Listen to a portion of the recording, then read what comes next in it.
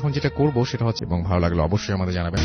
Yes, বিশ্বাস করা বা না করাটা আপনার ব্যাপার। You are listening to radio ফুরতেরাট এফএম। আমাদের সঙ্গে আছেন আহমেদ বাবু এই মুহূর্তে, এবং আমরা কোনো কথা না বাড়িয়ে সরাসরি চলে যাব তার কাছে, তার ঘটনা শোনার জন্য। আপনারা সবাই অধীর আগ্রহে বসে আছেন, আমি জানি, আমিও অধীর আগ্রহে বসে আছি।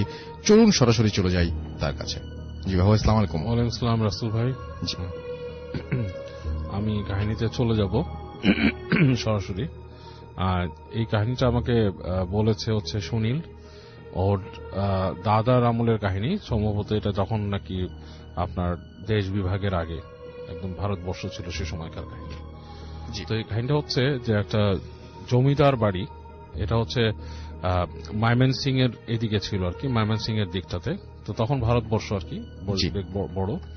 এবং যে কাহিনী বলেছে তার দাদা সেই সময় ওই তাদের জমিদারি প্রথাটা উঠে যাচ্ছে আর কি, তখন উঠে গেছে এবং সম্পত্তি ভাগ হয়েছে। তো এরকম সময় তার দাদা শহরে ছিল আর কি, কলকাতায় ছিল। তার দাদার ডাক পড়ে আর কি, যে বলে যে তোমার সম্পত্তির এটা ভাগাভাগি করে তুমি তোমার যা যা আসে সেগুলো নিয়ে যাও আর কি। তো ওর ফ্যামিলিতে দুঃসম্পর্কের কিছু আত্মীয় ছিল এবং ওর দাদা ছিল আর কি সেখানে, সেই ইসে আর কি। তো শুনলে দাদা যখন নাকি ময়মনসিং এ আসে, তার কলকাতার জব ছেড়ে, চাকরি ছেড়ে, তিনি চাকরি করতেন আর কি। তো সেই সময়টা আর কি ওই জায়গাটা আর কি বেশ পাহাড়ি টাইপের ছিল, মানে খুব বেশি মানে একটু জঙ্গল ঘেরা, পাহাড় টাহাড় আছে এবং মানে বেশ বন্য পরিবেশ আর কি। এর মধ্যেই তার পুরুষদের জমিদারি ছিল এবং তারা ছিলেন বেশ অত্যাচারী টাইপের আর কি, অত্যাচারী টাইপের। এবং পরবর্তীতে আর কি তারা মানে যারা যিনি লাস্ট চলে যান আর কি এবং তার হিসাবটা করে যান, তিনিও আর কি বেশ মানুষের রোষানলেই পড়েন আর কি, এরকম একটা অবস্থা ছিল। এবং অতীতে কিছু তাদের ফ্যামিলির কিছু মানুষকে মানুষ মেরেও ফেলছে, এরকম কিছু। যাই হোক, শুনলে দাদা যখন ওখানে যায় তখন যে দেখে যে পরিবেশটা মোটামুটি, তখন আর জমিদারির ব্যাপারটা নেই ওখানে। তবে তার যে উকিল তিনি এবং তাদের যে ম্যানেজার ছিলেন তিনি ওই বাড়িটাতে তাকে নিয়ে যান আর কি, নিয়ে যে ওখানে রাখেন, দেখান বাড়িটা, বিশাল বাড়ি, এবং তার অন্যান্য যে জিনিসগুলো বুঝে নেওয়ার সেগুলো তাকে বোঝাতে থাকেন। এবং তার এক দুঃসম্পর্কের এক হয় আর কি, মানে যেটাকে বলে জেঠি বা সামথিং ছিল আর কি। তিনি তার সাথে সব কমিউনিকেশন এন্ড সবকিছু মেনটেন করতেন, কারণ তারই নাকি আরো কিছু মানে ওনার দাদার যে জেঠি আর কি, তারই নাকি আরো কিছু মানে প্রাপ্য ছিল কিছু অংশে কি হিসাব কিতাবে আর কি।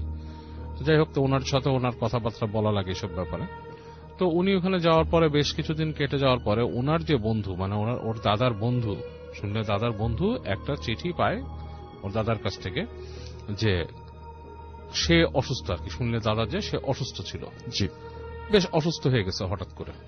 অসুস্থতার লক্ষণটা হচ্ছে, সে লিখছে তাকে চিঠিতে যে সে হঠাৎ করে জ্বালা পোড়া হয় তার, এবং তখন সে জ্বালা পোড়াটা এতটুকু হয়, শারীরিক জ্বালা পোড়া, সে কিছুই করতে পারে না, সে আপনার সব তার জ্ঞান হারিয়ে যায় আর কি, সে নিজের জ্ঞান থেকে বেরিয়ে যায়।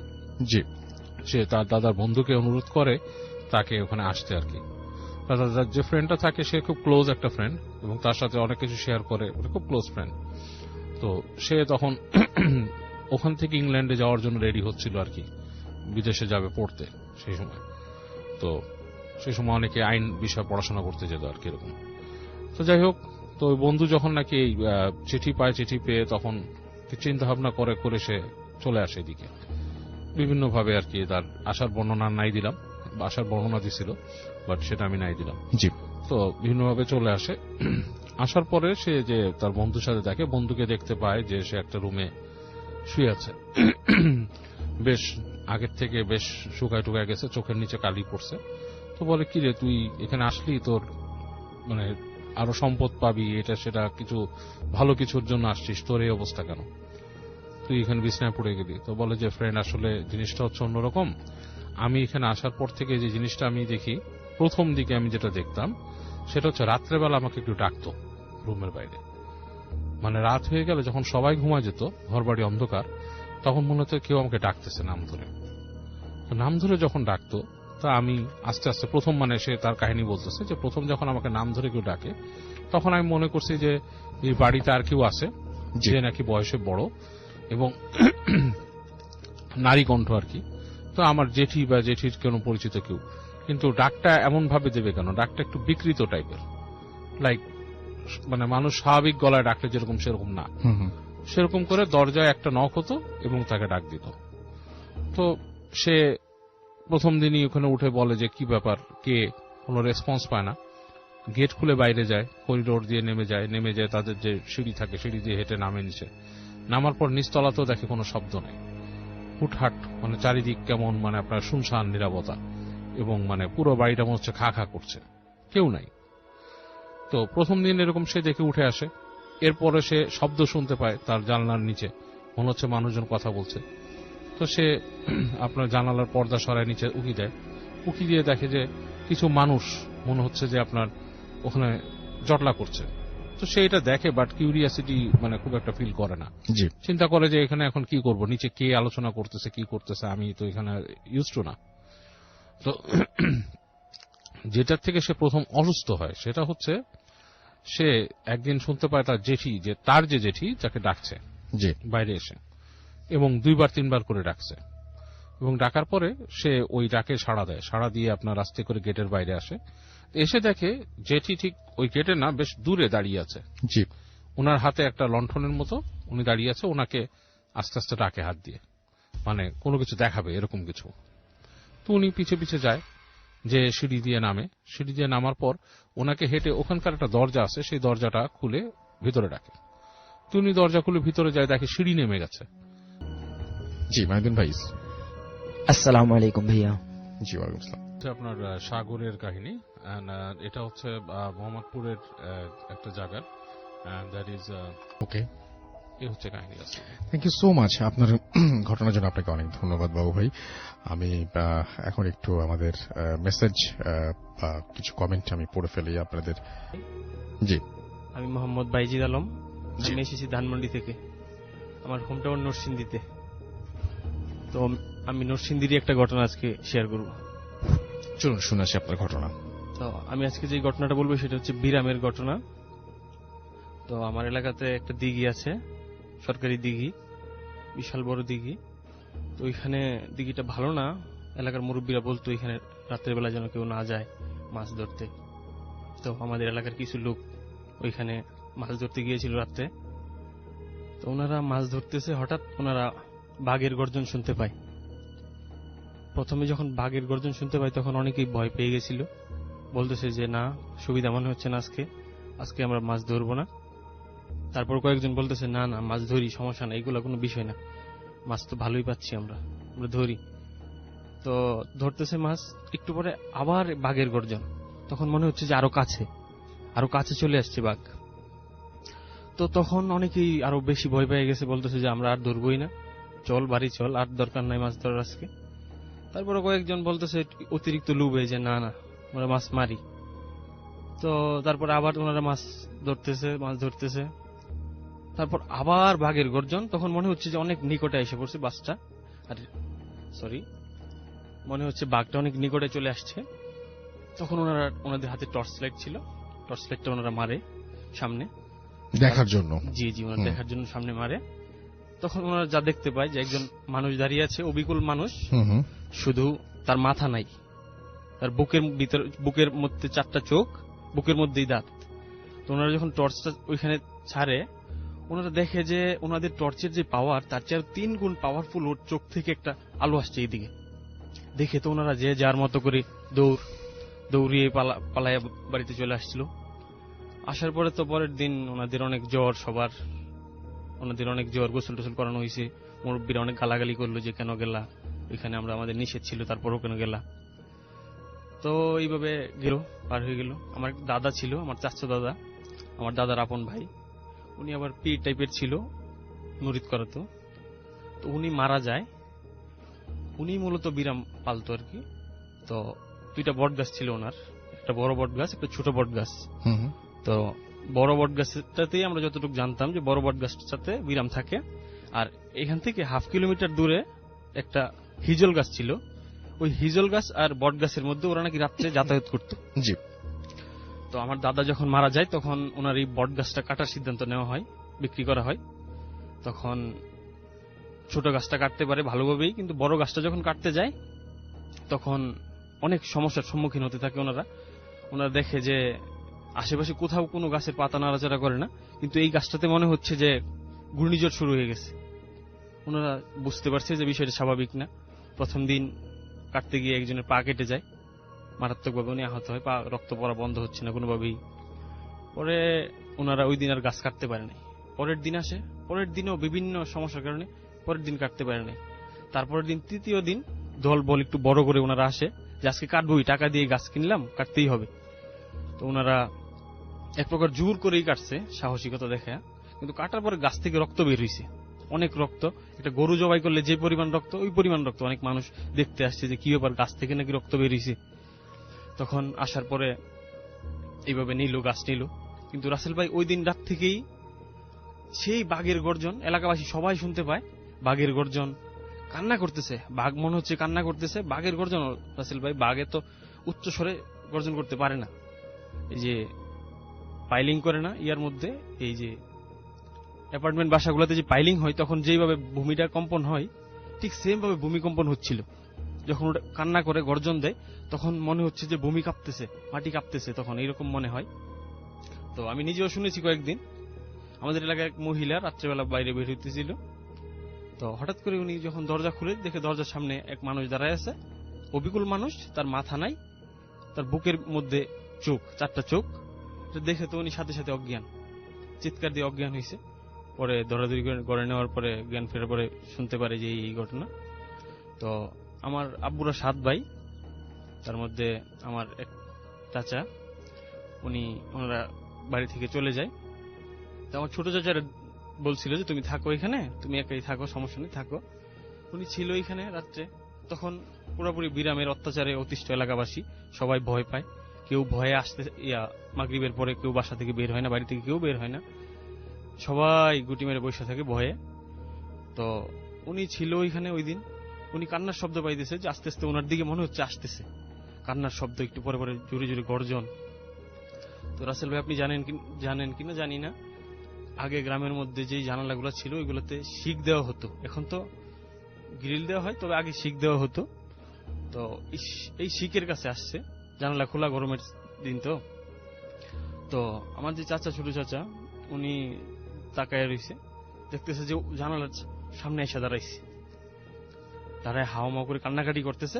একটু পরে পরে গর্জন দেয়, মনে হচ্ছে মাটি সহ কাঁপে এরকম। তো উনি তো ভয়ে পুরো শেষ, উনি ভাবছে যে উনি শেষ, আর কি আর মনে বাঁচবে না, এই শেষ। তো উনি আবার স্মোক করতো, ওনার এখানে ম্যাচ ছিল। উনি আবার জানে যে এইসব কিছু আগুনকে ভয় পায়। উনি অনেক চেষ্টা করে ম্যাচ জ্বালানোর জন্য, উনি দিয়াশ লাইট সবগুলো ইউজ করে, একটাও কাজ করে না, একটাও জ্বলে না। তো ওনার কাছে টর্চ লাইট ছিল, উনি এটা যখন মারতে যায় তখন ফিউজ হয়ে গেছে, টর্চ লাইট আর কাজ করে না। অনেক কষ্টে ওনার গ্যাস ম্যাচ ছিল, এটা দিয়ে অনেক কষ্টে সর্বশেষ যখন একটা চালায়, এই সিগারেট যখন একটা জ্বালায়, তখন এটা চলে গেছে। তো উনি এটার বিবরণটা রাসেল ভাই যেরকম ভাবে দিয়েছিল যে অবিকল মানুষের মতো, শুধু তার মাথাটা নাই আর চোখ, 4টা চোখ তার বুকের মধ্যে। আর উনি যতটুকু সাইজ দেখাইছিল, যে দাঁতের সাইজ 7 থেকে 8 ইঞ্চি দাঁতগুলা, তাও বুকের মাঝেই। তো এইটা এইভাবে চলে যায়। এলাকাতে অনেক কবিরা জানা হয় যে কি প্রতিকার। এলাকাবাসী তো পুরো অতিষ্ঠ, সবাই ভয়ে আতঙ্কিত হয়ে গেছে, কেউ কিছু করতে পারতেছে না, রাত্রেবেলা বের হইতে পারতেছে না। তো কবিরা জানে কেউ কিছু করতে পারে না, কেউ কিছুই করতে পারে না। তো বলতেছে যে এই যে উনি যে পীর সাহেব ছিল আমার দাদা, যে উনি তো পালতো, উনি ছাড়া তো এখন কিছুই করা যাইতেছে না এগুলারে। তো আমার এক চাচা, 5 নম্বর চাচা, উনি রাত্রেবেলা আসতেছিল, রাত্রে প্রায় তখন 2টা। উনি আসার পথে আমার যে দাদা, যে পিরাম পালতো, ওনার মাজারের কাছে আসার পরেই ওনার সাথে দেখা, এই দাদার সাথে দেখা। তো আমার চাচা জিজ্ঞেস করলো যে জ্যাঠা আপনি কোথেকে আসছেন এত রাতে? তখন বলতেছে বাবা আমি তো হজ করে আসছি। তখন বলতে হজ করে আসছেন? তো আমার চাচা যেভাবে দাঁড়ায় ছিল, ওনার ডান পাশেই ছিল মাজারটা। ওনার আবার একদম খেয়াল নাই যে এই দাদা মারা গেছে। ওনারে আমার দাদা বলতেছে, এই দাদা, যে তুমি একটু ঘুরো, তুমি একটু বাম পাশে ঘুরো, তুমি পিছনে তাকাইবা না, পিছনে তাকাইলে তুমি ভয় পাইবা। কিন্তু আমার চাচার একদমই মাথায় নাই যে উনি মারা গেছে। একদম স্বাভাবিকভাবে উনি কথা বলতেছে যে ওনার চাচা, ওনার জ্যাঠা আসছে, হজ করে আসছে, কথা বলতেছে। তখন বললো যে জ্যাঠা আমরা তো অনেক, সবাই খুব আতঙ্কে আছে, সবাই খুব ভয়ে আছে, তো আমরা কিভাবে প্রতিকার পাইতে পারি এই বিষয়টা থেকে, আমরা তো আর পারতেছি না। তখন বলতেছে যে যাও তুমি আজকে থেকে আর হবে না, আর রাত্রেবেলা এইভাবে বেড টের হইও না। তো আমার চাচা বাড়িতে আসলো, আসার পরে উনি যখন রুমে ঢুকবে তখন ওনার খেয়াল হয়েছে আরে আমার চাচা তো উনি তো নাই, উনি তো মারা গেছে। তখন উনি অনেক ভয় পেয়ে গেছে, বিষয়টা বুঝতে পারছে। রাসেল ভাই তারপর থেকে আর কোনো সমস্যা হয়নি। এই ছিল আমার কাহিনী। Thank you so much. আপনার ঘটনার জন্য আপনাকে অনেক ধন্যবাদ এবং আশা করছি যে এই ঘটনাটি আপনাদেরও ভালো লেগেছে। এবং আমি এখন যেটা করব সেটা হচ্ছে যে সরাসরি আপনাদেরকে আরো একটা ঘটনায় নিয়ে যাব।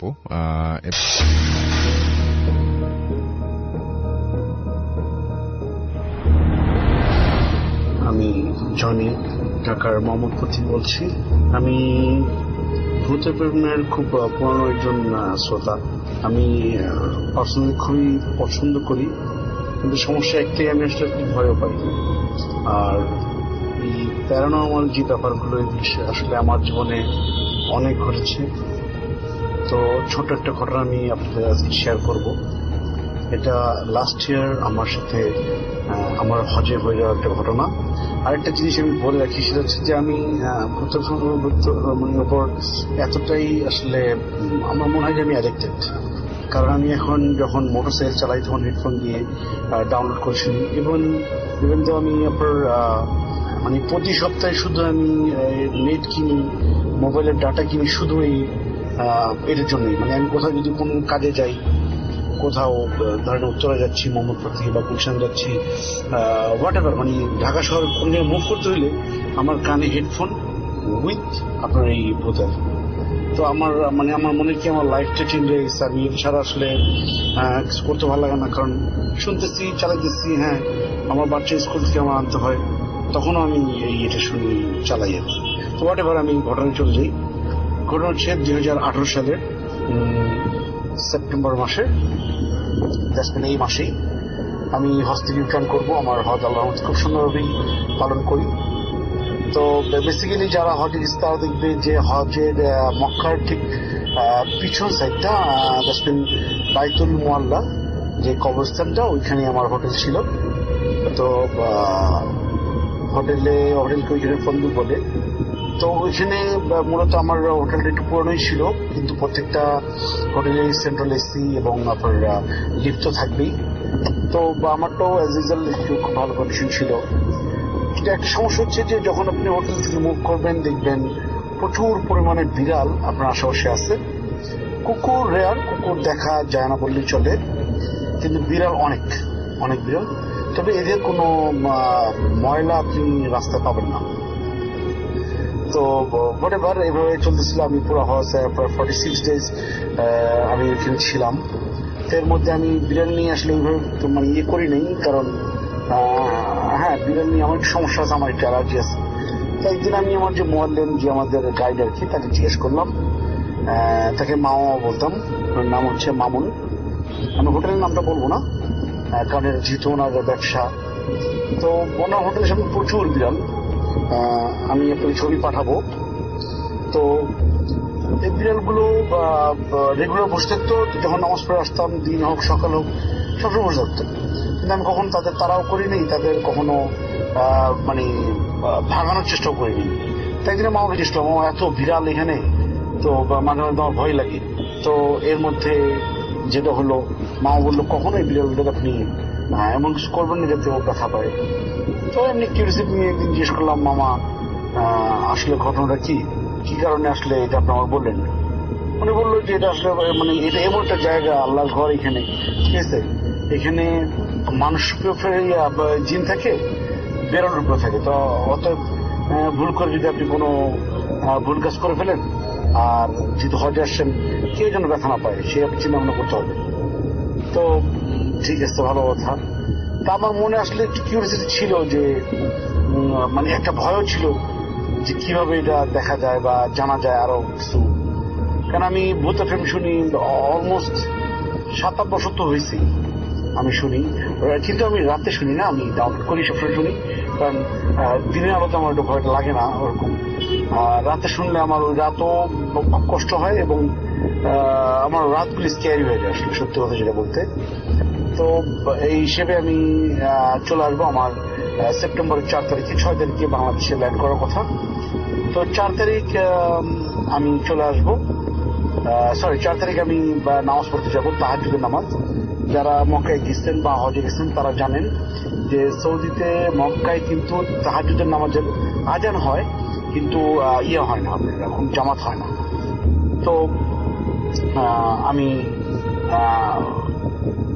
মূলত সবাই ওই টাইমে 3টার মধ্যে উঠে যায়, তা আমিও রেগুলারের মধ্যেই উঠে গেলাম ওই টাইমে। তো ওঠার পরে আমি প্রথমে তাকিয়ে বাম পাশে তাকালাম, তাকায় দেখলাম যে 2জন লোক আমার পাশে দাঁড়ায় আছে, আর আমার রুমটা খুব অন্ধকার। আমি আমার রুমের ডিসক্রাইব একটু বলে দিচ্ছি। সেটা হচ্ছে যে কোনো একটা ফ্ল্যাটে যদি আপনি ঢুকলে একটা কমন স্পেস থাকে, তারপর ডান পাশে রুম, বাম পাশে রুম, আর ঢুকলে যে জায়গাটা সেটা হচ্ছে সিঁড়ি দিয়ে ঢুকলেই একটা বেসিন পরে, একটা বাথরুম পরে। তারপর বাম পাশে আমার অ্যাটাচ বাথরুম সহ একটা রুম ছিল, সেটা আমাকে দেওয়া হয়েছিল যেহেতু আমি একটু হেলদি অ্যান্ড আমি আমার ক্যাটাগরিটা একটু ভালো ক্যাটাগরি ছিল, যার কারণে আমার রুমে অ্যাটাচ বাথরুম ছিল। তো আমি রাতে ভয় পাই, এই জন্য রুমের লাইটটা কেউ জ্বালা দিত না। আর যারা আমার সাথে থাকতো তারা ম্যাক্সিমাম একটু বয়স্ক, আর আমরা 5 জন ছিলাম এক রুমের ভিতরে। তো এরকম যে রুম দিয়ে ঢুকার পরে আমার ওই কমন স্পেস থেকে বাম দিকে ঢুকলেই আমার রুমটা, ঢুকিয়ে প্রথমে বাম পাশে বাথরুমের বরাবর একটা বেড, তারপরে একটা বেড, ঠিক দরজার উল্টা কর্নারে এসির নিচে আমার বেডটা। তো রুমগুলো খুব বড়, অ্যাপ্রক্স আপনার 300 স্কোয়ার ফিট তো হবেই, 300 স্কোয়ার ফিটের রুম। তো এখানে সিঙ্গেল বেড থাকে। তো আমি বেডে শুইলে ধরেন আমি রাত্রে দরজাটা খোলা রাখতাম যাতে ঘরটা একটু আলোকিত থাকে, এবং ওই দরজার সাথে সাথে আমি বাথরুমের লাইটটা জ্বালাই দিয়েও বাথরুমের লাইটটা দরজাটা একটু খোলা রাখতাম। তো যদি কেউ এই আলোর মাঝখানে দাঁড়ায়, তো অবশ্যই আসল ভাই আমি বুঝতে পারবো যে কয়জন বা কে দাঁড়াইছে। হয়তো চেহারা দেখতে পারবো না, কিন্তু অ্যাটলিস্ট তাদের ছায়াটা তো বুঝতে পারবো। তো আমি আমার মনে হলো যে আমি তাহাজ্জুদের নামাজ পড়ি শফি গিয়ে। তো আমি নর্মালি তাকাইলাম, তাকাই দেখলাম যে 2জন দাঁড়ায় আছে। তো আরেকটা কথা বলে নিয়ে আসলে আমার এখানে টোটালি পুরো এই 46 ডেজ আমার ঘুম নিয়ে খুব সমস্যা হচ্ছে, বাট কারণ ওই যে 3 ঘন্টা একটা ডিফারেন্স থাকে, এই জন্য খুব কষ্ট হয়েছে। তো আমি ঘুরে তাকাইলাম, তাকাই দেখলাম যে 2জন লোক দাঁড়ায় আছে এবং আমার দিকে মুখ করে তাকায় আছে। তা আমি প্রথম মনে করলাম যে হয়তো আমাকে ডাকতে আসছে তাহাজ্জুদের নামাজের জন্য। তো ওইখানে 2জন দাঁড়াই আছে। তো আমি তাদের দেখে, তারা যদি ডাকতেছে না, রুমটা অন্ধকার, তাদের আমি অবয় দেখতেছি, তো মনে করলাম হয়তো এখন সময় হয় নাই, এই জন্য ডাকতেছে না, সময় হলে আমার টিকি রাখ দিবে। তা আমি তাদের দেখে উল্টে উড়ে গেলাম, দেওয়ালের দিকে মুখ করলাম। মুখ করার পর সাথে সাথে আমি চিন্তা করলাম, আমার সেকেন্ড রাউন্ড আমার মাইন্ড কাজ করা শুরু করলো যে যদি তারা আমার ডাকতে আসে রুমের লাইট জ্বালা নেই কেন। তো এটা চিন্তা করে আমি তাকাইলাম, তাই দেখলাম দাঁড়ায় আছে। তো রুমটা অন্ধকার, আর স্বাভাবিক আমার রুমে যেহেতু সব ম্যাক্সিমাম 5 জনের মধ্যে 3 জনই বয়স্ক, সেক্ষেত্রে তারা অবশ্যই রুম তো লাইট জ্বালাবেই। কিন্তু দেখলাম যে ওরা দাঁড়াই আছে। তখন আমি প্রথমবার জিজ্ঞেস করলাম কে, দ্বিতীয়বার জিজ্ঞেস করলাম কে, তৃতীয়বার আমি জিজ্ঞেস করলাম কে বলে আমি চিৎকার দিয়ে উঠলাম। চিৎকার তার সাথে সাথে আমি আমার রুমে যারা ছিল তারা সব উঠে গেল। উঠলো, উঠে আমার জিজ্ঞেস কি স্যার কি হয়েছে। আমার নাম আসল নাম হচ্ছে আরিফ, ডাক নাম জনি। তো আমার জিজ্ঞেস হ্যাঁ আরিফে কি হয়েছে। আমি বললাম না ভাই কিছু হয় নাই, মনে হয় তাহাজ্জুদের আমার সময় হয়ে গেছে। কয় না মাত্র তো 2টা বাজে, আরো 1 ঘন্টা আছে ঘুমান। তো আমার মাথায় কাজ করতেছিল যে ওটা কে ছিল, লাইট জমা পরে কিছুই নেই। তো এইটা আমি আর কাউকে বলি নেই, কারণ আমার সাথে যারা থাকে তারা হয়তো ভয় পেতে পারে, এই জন্য আমি আর কাউকে কিছু বলিনি। তো এটাই ছিল আমার ঘটনা রাসেল ভাই। যদি ভালো লাগে শেয়ার করবেন। Thank you listener. যদি ভালো লাগে আমাকে জানাবেন, আমার আর অনেক ঘটনা আছে, আমি আপনাকে জানাবো। আল্লাহ হাফিজ। আসসালামু আলাইকুম রাসেল ভাই। আসসালামু আলাইকুম বিসলাটস। যায় তখন প্রথম তারা রাত 8টার সময় যে দৃশ্য দেখছে, নেক্সট পরে আবার ওই একই অবস্থা, একই দৃশ্য, যে একটা লোক তাল গাছের মতো সেম লম্বা, তার মুখে আগুন জ্বলতেছে এবং আস্তে আস্তে তাদের দিকে ধেয়ে আসছে। তো তারা 2 বন্ধু আবার ভয় পেয়ে আবার বাজারের দিকে দৌড় দেয়। তো বাজারের দিকে তারা না গিয়ে তারা একটা জঙ্গলের ভিতরে ঢুকে পড়ে। অন্য একটা জঙ্গলের দিকে। তো তারা যখন জঙ্গলের ভিতরে ঢোকে, অনেক দূর দৌড়ায়, ওই অদ্ভুত লোকটার দেখে না, কিন্তু একজন হুজুরের মতো একজন লোক তাদের সামনে এসে পড়ে, সাদা পাঞ্জাবি পরা, মাথায় টুপি, পাগড়িওয়ালা। তো তারা একজনই চিনতে পারে যে এত আমাদের পাশের গ্রামের হাকিম নানা।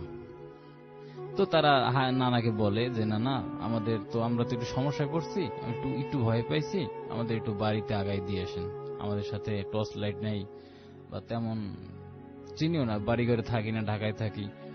তো হাকিম নানাকে তারা এই দৃশ্যের কথা, মানে ভয়ের কথা বলে না, যে হাকিম নানা শুনলে কেন বাড়িতে আগায় দিয়ে না আসে। এইভাবে তারা হাকিম নানার সাথে বাড়িতে রওনা দেয়।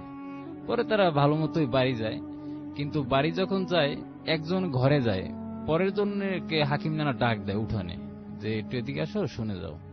একটু দূরে উঠানে একটু দূরে ডেকেই বলে যে তোমরা আমার কাছে যে জিনিসটা লুকাইছো, এই জিনিস সম্বন্ধে আমি সবই জানি, এবং আমি তোমাদের অনেকবার জিজ্ঞেস করি, তোমরা আমাকে বলো নাই, এবং তোমাদের বলার আমার প্রয়োজন নেই, কিন্তু তোমরা যেই পথে যে ভয় পাইছো, এই পথ থেকে একটু সরে মানে একটু সতর্কভাবে চইল। এই বলে হাকিম নানা তাদের বিদায় দিয়ে চলে গেছে। পরে রাতে তারা শান্তিমতো ঘুমাইছে, কোনো প্রবলেম হয় নাই। সকালবেলা যখন তারা ওঠে, দিনের বেলা আমার দুই বন্ধু তারা বাবা মার সাথে জিনিসটা শেয়ার করে যে এরকম রাতের বেলা বাজার থেকে আসার সময় তো এই প্রবলেম হয়েছে। পরে ওই হাকিম নানা, পাশের গ্রামে হাকিম নানা আমাদের উদ্ধার করে আনছে। পরে তার বাবা মা যে কথা বলে, সে কথা শুনে তারা আরো আশ্চর্য হয়ে যায় যে তারা তো ঢাকায় থাকে, তারা তো দেশের সম্বন্ধে কিছু জানে না। তারা শুনতে পায় যে হাকিম নানা আরো 1-1.5 মাস আগে সে রোড অ্যাক্সিডেন্টে মারা গেছে। পরে তারা ওই কথা শুনে তো আরো আতঙ্ক হয়ে পড়ে। পরে শুনতে পায় যে হাকিম নানা এরকম আরো অনেক লোকজনকে রাতে এরকম সহযোগিতা করছে। হয়তো যদি কেউ বাজার থেকে ভারী বোঝা নিয়ে যদি কেউ বাড়ি যায়, অপরিচিত লোকে বাজারের বোঝাটা বাড়িতে আগায় দিয়ে আসে। এরকম আরো অনেক ঘটনা আছে। পরে আমার বন্ধু এটা আমার সাথে শেয়ার করলো। এই ছিল আমার ঘটনা। থ্যাংক ইউ সো মাচ আপনার ঘটনার জন্য। আপনাকে অনেক ধন্যবাদ। ওয়ালাইকুম আসসালাম। এবং আমি আপনাদের আরো একটা খবর এই মুহূর্তে জানিয়ে দিতে চাই, আর সেটি হচ্ছে যে সারাদিনের ব্যস্ততার পরে যখন একদম ক্লান্ত, তখন এক কাপ নেসক্যাফে কফির মগ শরীরকে করে তোলে একদম চাঙ্গা। এর সাথে ঝটপট করে মাত্র 2 মিনিটেই ম্যাগি নুডলস রান্নায় এনে দিবে অফুরন্ত খুশি। মজার মজার নেসলে প্রোডাক্টের রেসিপি সাজেশন বা নেসলে প্রোডাক্ট সংক্রান্ত যে কোনো তথ্য পেতে একদম ফ্রিতে কল করুন 08000161271 নম্বরে। তাহলে আপনি জেনে যাবেন সবকিছু। আমরা যেটা করব সেটা হচ্ছে যে আজকের মতো আমরা বিদায় নিব না এখনই, তবে আমরা আপনাদের জন্য একটা ফ্রাইডে 13th ওপরে একটা ক্লিপ প্লে করব, এবং আমি তার আগে আপনাদের কিছু মেসেজও পড়ব। হ্যাঁ, রাইট, আমি বলেছিলাম যে আপনাদের কিছু মেসেজ পড়ব, সেই মেসেজগুলো আমি একটু পড়ে ফেলতে চাই।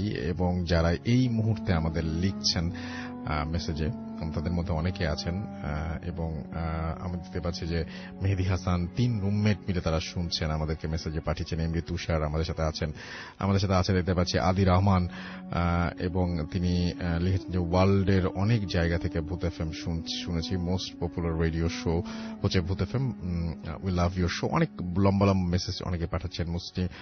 মুরসালিন মায়ান আমাদের সাথে আছেন, আমি সব সময় নিয়ে পড়বো ইনশাল্লাহ। এহসান হাবিব আমাদের সাথে আছেন, তাহারিমা তাবাসসুম আমাদের সাথে আছেন দেখতে পাচ্ছি, রাফসান এছাড়াও আমাদের সাথে আছেন দেখতে পাচ্ছি, আপন শাহিন আমাদের সাথে আছেন সাদিক, এছাড়াও আছেন আমাদের সাথে নকিব হাসান নাইফ আমাদের সাথে আছেন দেখতে পাচ্ছি, আহমেদ ইরফান সহ আরো অনেকে।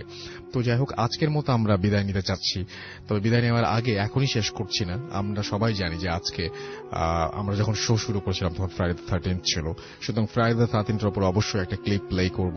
এবং আপনারা সবাই জানেন যে অলরেডি 14 ডিসেম্বর হয়ে গেছে। 14 ডিসেম্বর বুদ্ধিজীবী দিবস। আমাদের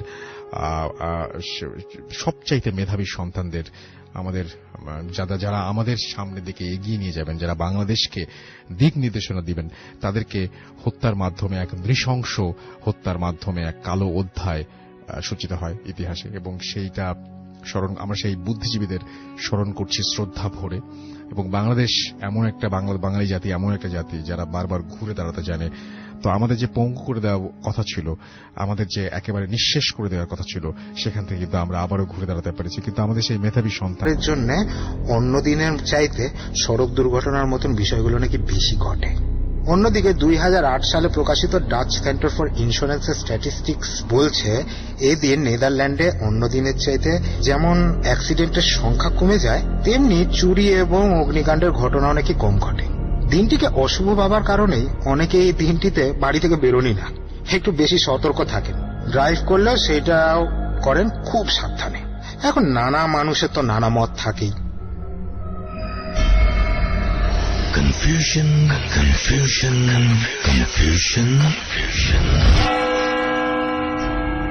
অনেকে মনে করেন নিউমারোলজিতে 12 সংখ্যাটির অর্থ কমপ্লিটনেস। একটু চিন্তা করলেই আপনি পেয়ে যাবেন 12 months of the year, 12 hours of the clock day, the 12 deities of Olympus, 12 tribes of Israel, 12 apostles of Jesus, 12 signs of the zodiac, the 12 years of the Buddhist cycle. অন্যদিকে সংখ্যা 13 মানে কমপ্লিটনেসের উল্টোটা। 13 সংখ্যাটিকে নিয়ে আমরা খুব একটা ঘেটে দেখতেও চাই না, কেন 13 মানে খারাপ, অশুভ। এটা কি শুধুই খুব পুরনো একটা সুপারস্টিশন?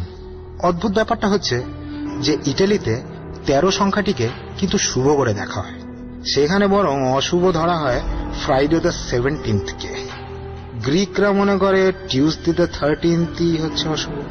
দিনটির উপরে এরিস অর্থাৎ দ্য গড অফ ওয়ারের প্রভাবের কারণেই এমনটি মনে করা হয়। সুতরাং ভয়ের কিছু নাই। অনেক ধর্মে, অনেক দেশেই 13 কিন্তু একটা গুরুত্বপূর্ণ সংখ্যা। ম্যাথামেটিক্সে 13 6th প্রাইম নাম্বার এবং একটি হ্যাপি নাম্বার।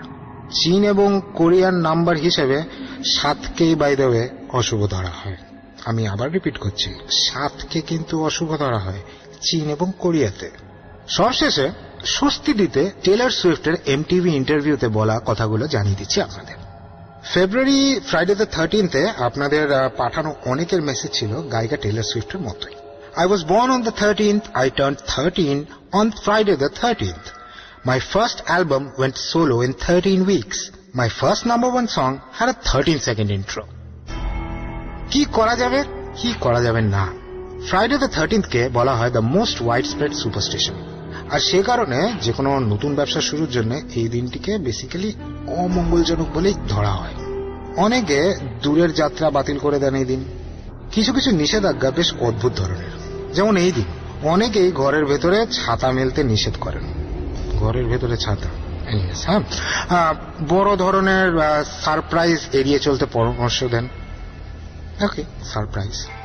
চাঁদের নিচে কাউকে কোনো কথা দেওয়া থেকে বিরত থাকতে বলেন কেউ কেউ।